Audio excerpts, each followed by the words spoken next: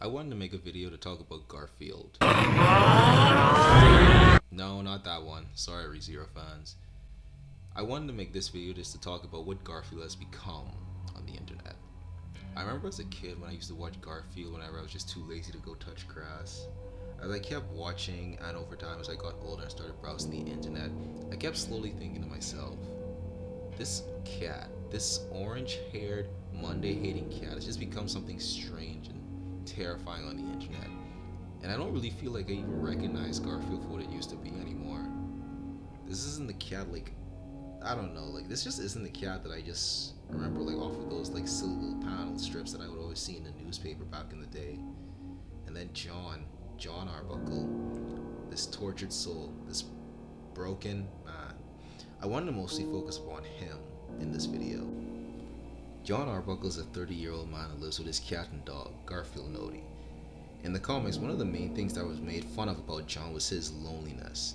If you read the comics, you start to notice there's a bit of a pattern with this. There's his solitude, his ridicule from Garfield, and his rejection and heartbreak from the multiple women that he's tried to date or hit on in the past, only to be left alone again. If you were to read the comic strips, you would begin to paint this sad image of John, that he's a lonely man whose only comfort is his cat and dog. Well, I'm gonna be honest, we should probably just say his dog, because Garfield does not make John's life any bit easy. I want you all to realize something as well. You know John's girlfriend in the comics, Liz? Here's a fun fact about her. She was mostly a fan suggestion. That's right. Jim Davis never really planned to give John a girlfriend, but after the fans just kept suggesting to him to do this because they were tired of seeing John's loneliness and his lack of a love life. So here's the main idea I wanted to touch upon. What if John was truly alone? Many people on the internet play with this theory of John being this man who never really had Garfield and Odie, that they were just figments of imagination inside of his head. You can see this in Garfield Minus.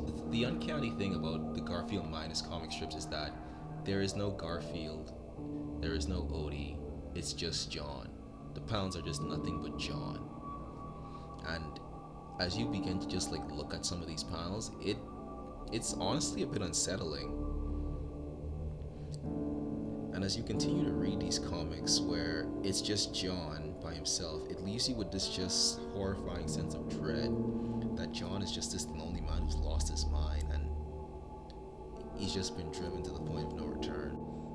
This thought of John just being a broken man who was not able to get out of his state of loneliness is only driven further by his pets. Now, I'd like to present another scenario. What if John was this mentally broken man in his 30s and because of him losing his pets, he's just lost his mind completely, and he could have never fully moved on over the grief of losing his pets. I'm sorry, John is where this mindset takes place at its most rawest form, in where he is tormented by something that's not only made fun of him, but is mentally and physically broken him, Garfield. In this, we see horrifying images of Garfield chasing, hunting, and hurting and killing John as he tries to just run and escape. John mentally broken at his worst, just being chased and tormented by something that he once loved.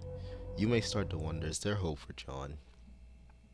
And I like to tell you that there is. I would like to present you with this next image. Overcoming his torment, we see this image of John slaying the beast that has just haunted, tormented him for all of these years of his life. And he has finally won. He's finally overcome his demons.